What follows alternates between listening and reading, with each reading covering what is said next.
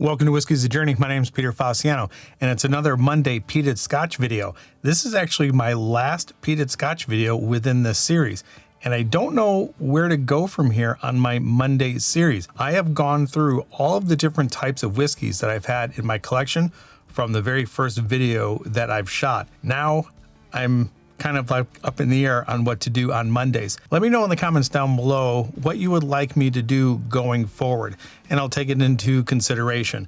Do you want me to just review different types of whiskey within my collection, or do you like these series that I go through 6, 8, or 12 bottles of a specific type?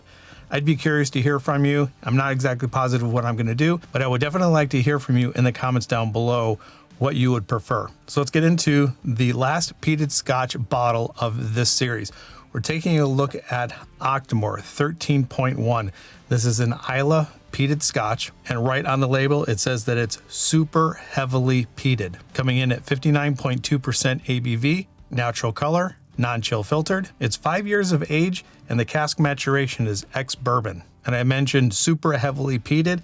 It's saying that this is peated to 137.3 phenols per million. It's a 750 milliliter bottle, and I paid $219.99 before taxes in Phoenix, Arizona. Let's go ahead and pour it, nose it, taste it, talk about it, and then if you stick around until the end, I'm going to give it a score. Oh, it looks very light. And it is peated. I can smell it already. And right up front, before I even get it up to my nose, it has a little bit of an ashy log peat, not necessarily the savory peat that I get in the 13.2. But that's just sitting here in the glass. So let's go and get it up to my nose and see what I really think. All right, even though there is peat in here and it is heavily peated, I get a good amount of vanilla notes coming out right underneath that peat.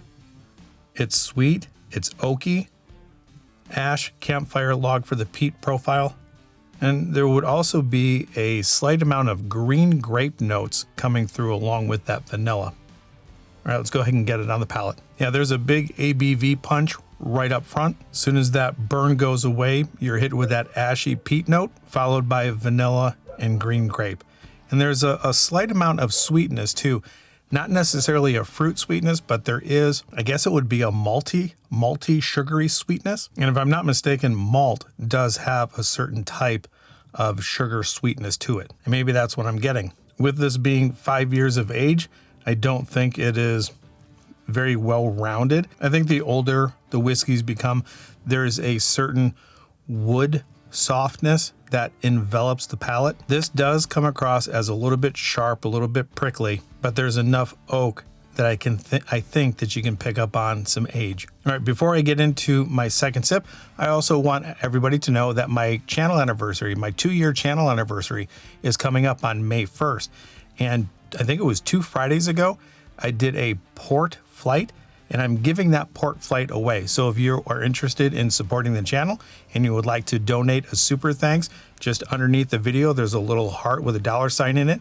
If you donate $5 to the channel, it gets you 1 entry into the giveaway.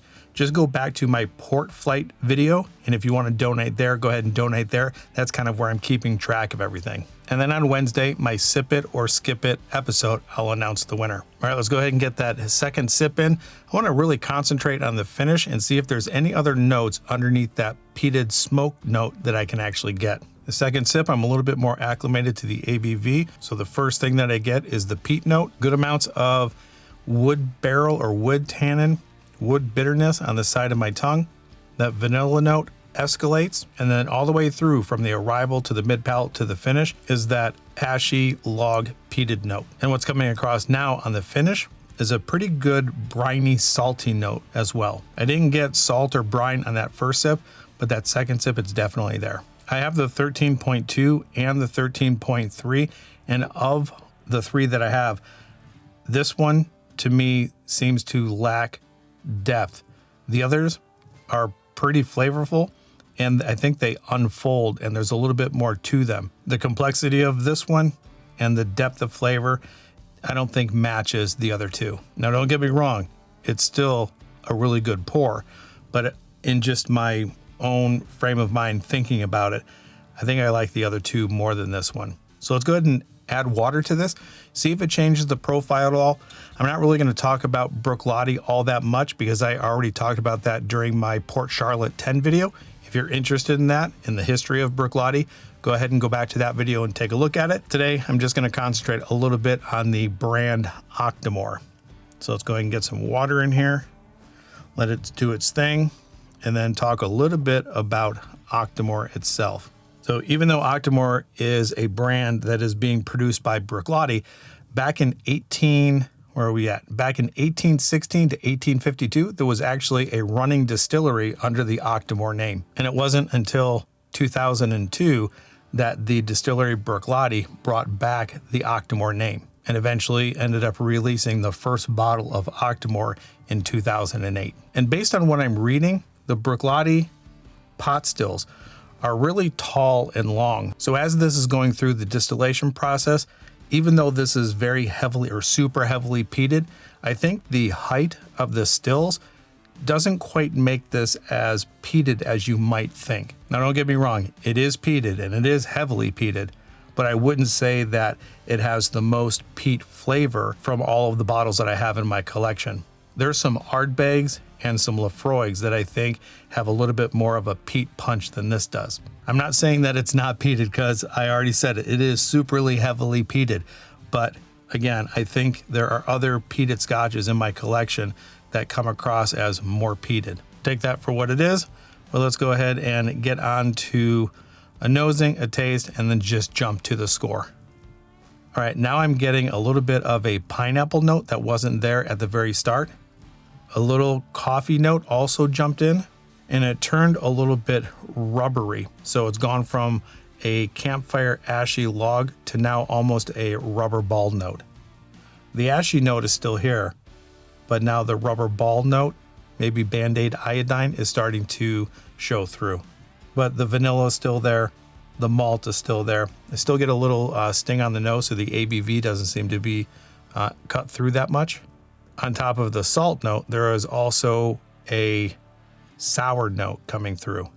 Tell you what, I liked it on the nose more without the water than with.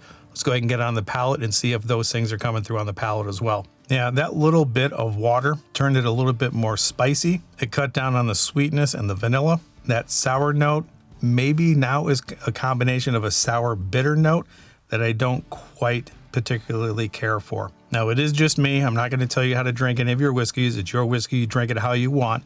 But going forward, I don't think I would put water in this. I think I like this without the water. So going forward, I think that's how I'm going to drink it from now on. And even though this is peated, I don't think that finish is even lasting as long as it did prior to putting the water in it. Enough said, let's go ahead and move on to the score. If you are new to this channel, I'm scoring everything out of 5 stars. Because I'm doing a peated series, all of my scores are going to be based off the peated whiskeys that I've had within this series. I can't compare this to anything like an Irish or a Japanese or an American single malt, so they're just going to be standalone scores based on the peated whiskeys I've had in the series. I don't want to say that I am disappointed in this, but I'm going to say I'm a little bit disappointed in this bottle compared to the other two that I have. It's still a good bottle, and I would definitely drink it if somebody handed it to me, or if I'm actually looking for something to pour, I might grab this, but I would definitely gravitate towards the other two before this one. That sweet and sour bitter note that I'm getting after the water isn't really hitting me all that great, but prior to adding the water, I liked the vanilla notes, the malt, the ashy log note. And if you throw in the pineapple note and the coffee note that I got with the water, it does come up to, high 3s.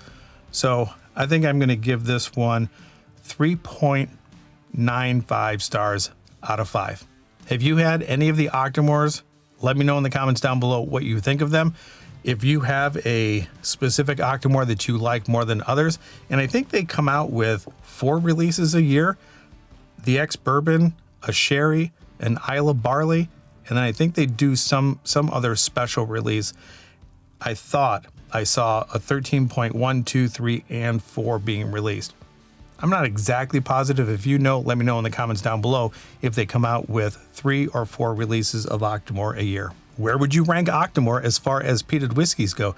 Do you like Ardbeg? Do you like Lafroig? What kind of camp are you in when it comes to peated scotches? I'd be interested to hear what your favorites are in the comments down below. That's where I'm going to leave it. Wherever you're at in your journey, I hope you're enjoying it. Until the next time, we'll see you later. Or talk to you later. That's all I got. Cheers, everybody.